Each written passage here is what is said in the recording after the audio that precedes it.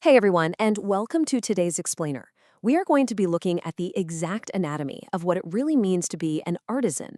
We throw that word around all the time, right? Artisan breads, artisan crafts, artisan furniture. But what does it actually mean from a strict legal perspective? Well, today we're decoding a very specific piece of legislation from Cambodia, Article 7, to be exact, to uncover what legally transforms a craftsperson into a recognized artisan. Our goal is to break this down in detail and make it incredibly easy to understand. So let's dive in and see how the law defines something we usually just think of as a creative passion. So think about this for a second. Is your small handicraft business legally an artisan workshop? I mean, maybe you've got a side hustle making custom pottery, or you're dreaming up a startup focused on hand-woven textiles, or maybe bespoke leather goods. You might proudly call yourself an artisan in your Instagram bio, but does the law actually see you that way? It turns out getting and keeping the specific legal status is a pretty delicate balancing act. It's all about where you work, how you work, and exactly who you hire. And getting it right, or wrong, literally changes your entire legal identity as a business owner. All right, so what you're looking at here is our original source material. This is Article 7, or Matra 7.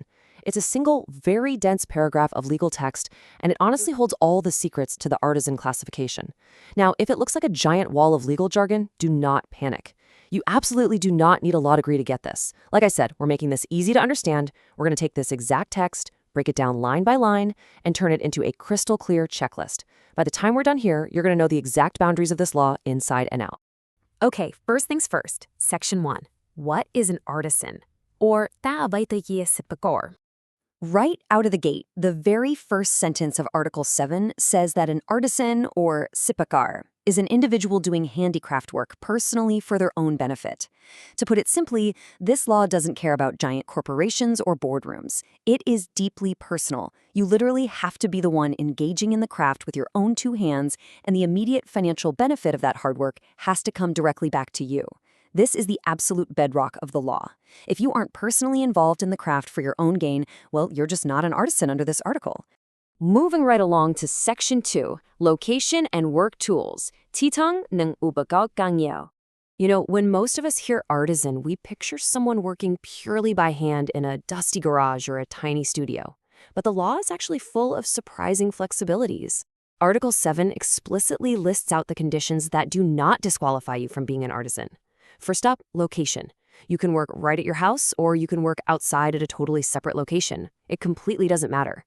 Second, your tools. You are definitely not restricted to just hammers and chisels. The law specifically says you can use automatic machines just as much as manual tools. And third, visibility. You can operate quietly with no signboard, or you can open up a flashy shop and hang a massive sign out front. Seriously, none of these modern business practices strip you of your artisan title. You can be highly automated and highly visible. But, and this is a massive but, there is a catch to all that flexibility.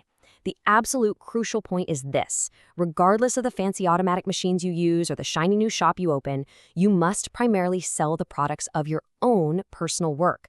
The text of Article 7 is super specific here. It states that the artisan mostly sells the products of their own work that they actually do themselves. So you can't just use your shop and your big signboard to primarily buy and flip other people's products. The core output driving the business absolutely must be the direct result of your personal craftsmanship. All right, Section 3, Management and Labor Force. Kakupkong ng kamlang polkam. So what happens when your business is booming and you actually need some help? Well, the law is incredibly generous here when it comes to building a team. You do not have to work entirely alone to keep your artisan status. Article 7 clearly outlines who you're allowed to have help you. You can have your husband or wife working right alongside you. You can have other family members pitching in, as long as they are working without taking a formal wage. You're also totally allowed to bring on apprentices who are learning the trade, and even general workers to assist with production. The law gets it. A successful craftsperson might need a team to handle the volume. However, the second you bring other people into the mix, a very strict rule of management kicks in. The law states clearly that regardless of who is helping you, whether it's your spouse, your family, apprentices, or workers, the entire workshop must be under your sole leadership. Yep, zero room for co-directors, equal partnerships, or a board of managers in an artisan setup under Article 7. You are the master craftsperson, and you must be the single undisputed leader directing the whole operation. It all begins and ends with your creative and operational control. Which brings us to Section 4, the Maximum Worker Limit Rule. Chabab kumnot jumnon kamako ati perama. Okay, everything we've talked about so far has been about flexibilities and permissions, but now we hit the absolute boundary, the magic number in Article 7. And that number is 7. Here is the big, dramatic twist in the law. Article 7 states that the workers outside of your family, so we're talking about those general non-family workers who work permanently for you, cannot number more than 7 people.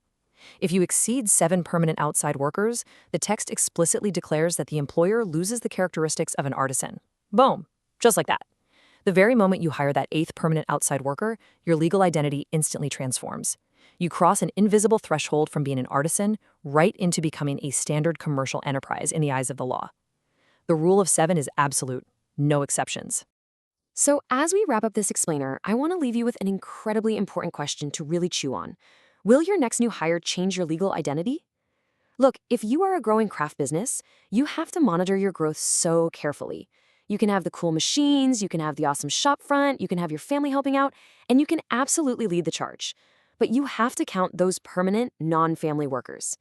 As you plan your future business growth, you have to ask yourself, is expanding my workforce worth losing my legal status as an artisan? It is such a fascinating balance between traditional craft identity and modern business expansion.